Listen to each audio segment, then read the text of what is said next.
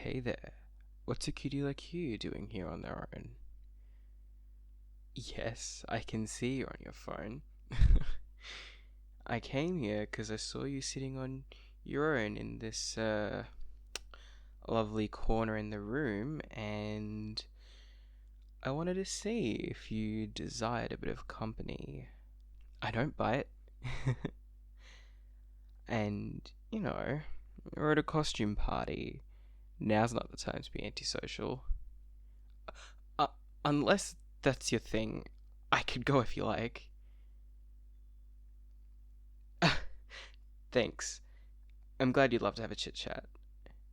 My name's Emerald, by the way. Odd name, I know. And you are?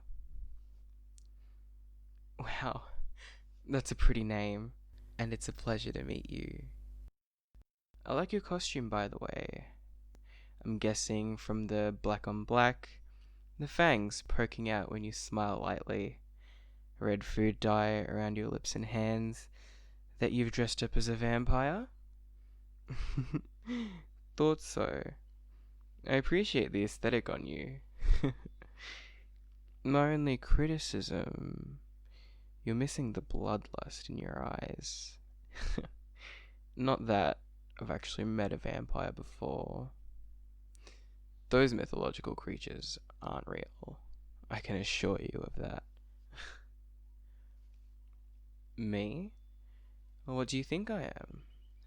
I've got the ripped up sleeves and ripped jeans, sharp nails, top and bottom canine fangs.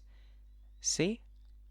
Ah, I've got fur all over my clothes.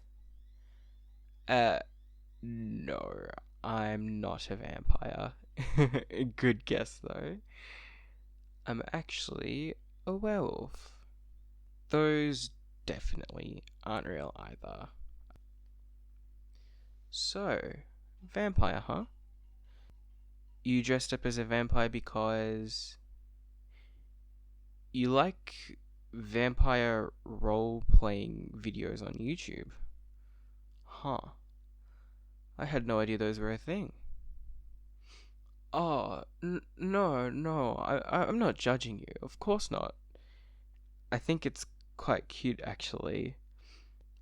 I've heard those ASMR type videos are pretty popular. It, anyway, I just feel kinda drawn to werewolves, you know? That's why I dressed up as one for the party. I like mythology in general. I was reading a bit recently about mythology that's common between European and North Indian cultures. It's fascinating stuff, finding similarities between cultures that superficially seem nothing alike, but the more you dig, the more you find. Hidden in folklore, epics, sometimes even legal documents from the 12th century. Sorry, I'm talking a bit much, aren't I? Oh, well, I'm glad you don't mind me just talking at you. If you want, we could go outside and talk there where it's a little quieter. Awesome.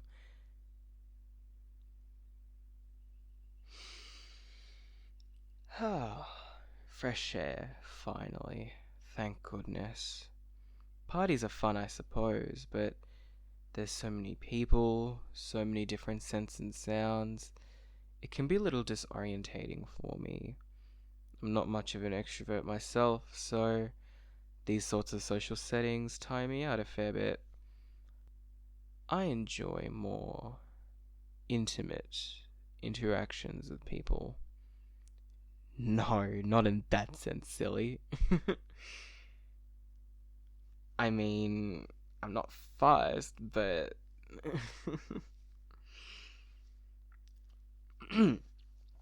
Anyway, by the way, I love the fragrance you've got on. It smells simply divine. Oh, oh, you didn't put anything on? Either I've got a good nose or I'm going a bit crazy. uh, oh, you put it on the other day, and that's an old shirt.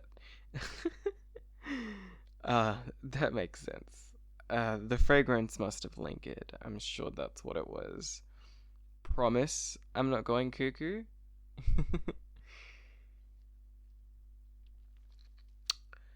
So, you're into vampires?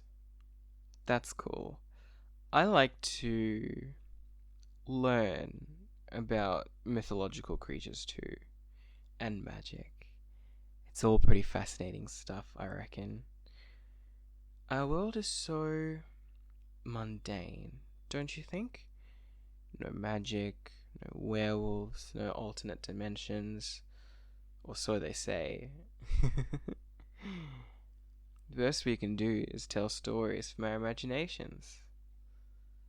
Before modern science, people would see certain phenomena and not have a way of explaining it in their finite worldview.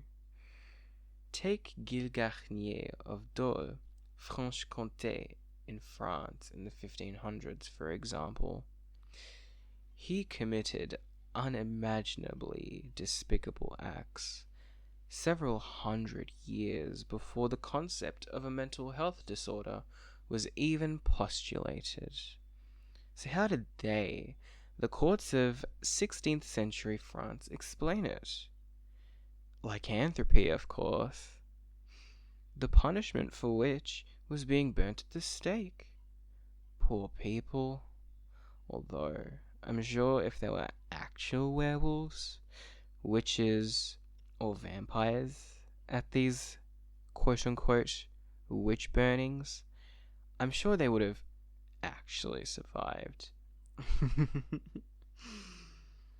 Then there's vampires, used to justify a petty fear of a dead person magically being reanimated, whether they be possessed by a spirit or, heaven forbid, by the devil.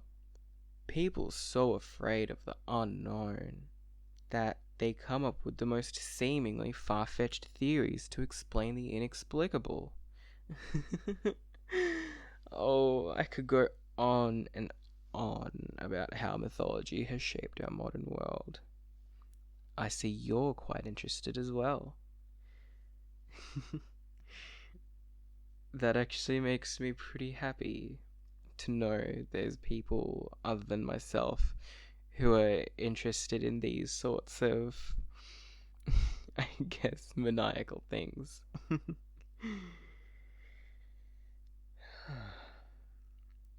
I think people tend to forget how fragile we and our memories are. Science is forever. We could go through another burning of the Alexandria and plunge ourselves into a second Dark Ages. But at the end of that, we could still rediscover the theory of relativity.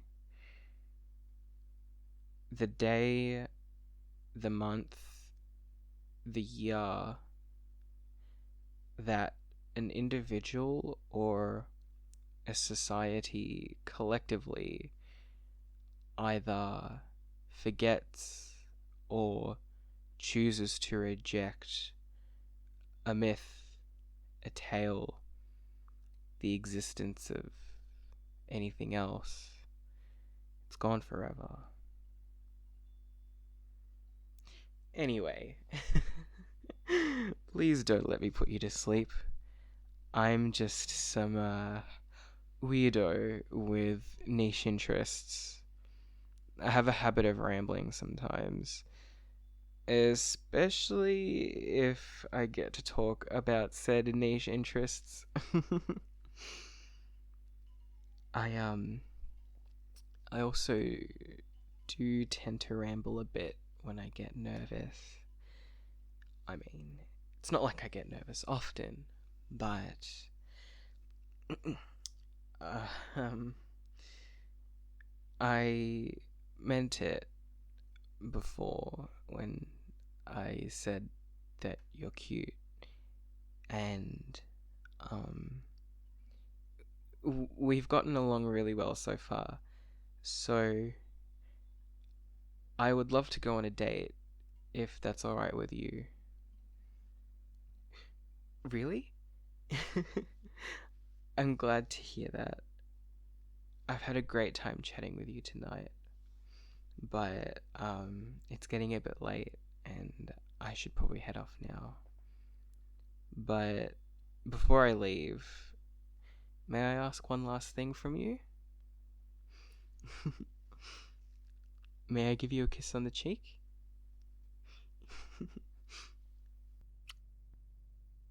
I really had a fun time tonight, and I'd love to get to know you better soon. So, hopefully, I'll get to see you real soon. Thanks again for making this party a whole lot more bearable for me. I probably would have left a little bit earlier if I hadn't gotten the chance to meet you. So, I'm quite grateful. I'll see you around. Bye.